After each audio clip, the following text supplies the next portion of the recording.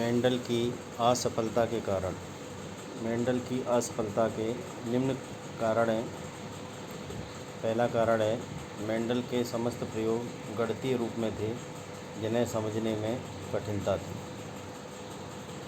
दूसरा कारण है, मेंडल के विचार उस समय की सोच से अलग थे जिन्हें समझना आसान नहीं था।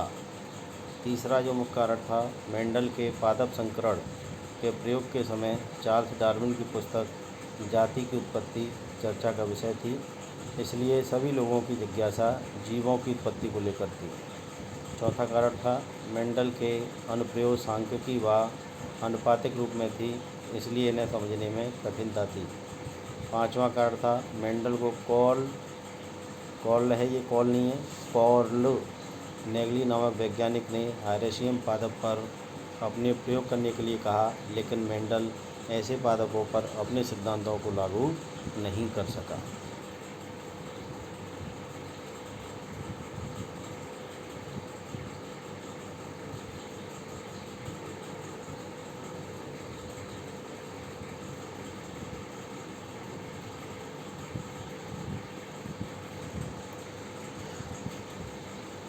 इसके चैप्टर के कुछ महत्वपूर्ण प्रश्न हैं। मेंडल की सफलता के कारण हमें लिखने हैं कि कौन कौन से कारण हैं। दूसरा है, मेंडल किस पादप पर अपने सिद्धांतों को लागू नहीं कर सका था।